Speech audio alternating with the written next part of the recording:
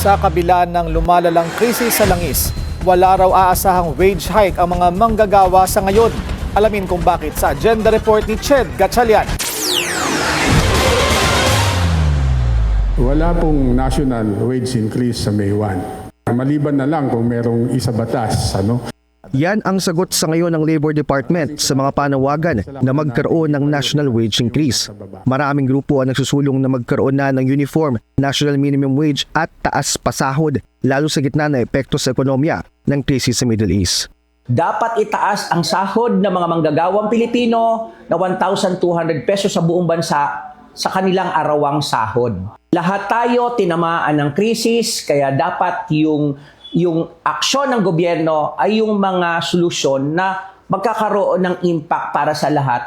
Nandyan din ang Senate Bill number 1856 na tinutulak ni Senator Loren Legarda para sa dagdag 200 pesos sa daily minimum wage ng mga manggagawa sa buong bansa.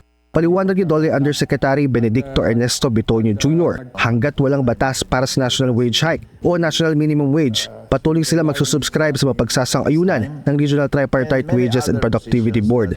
Ayon kay Bitonio, may ipapatupad na wage increase sa ilang rehiyon sa mga susunod na araw at buwan, tulad sa Region 4A na may dagdag 15 to 40 pesos ngayong araw. Ang Region 3 naman may dagdag na 30 to 40 pesos sa April 16.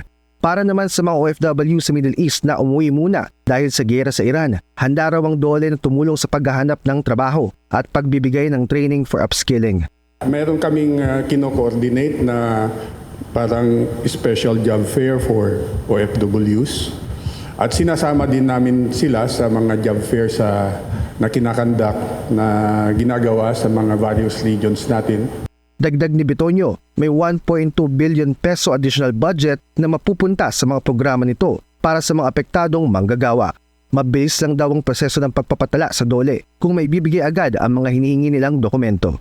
Para sa Agenda, Ched Gatchalian, Billionaire News Channel.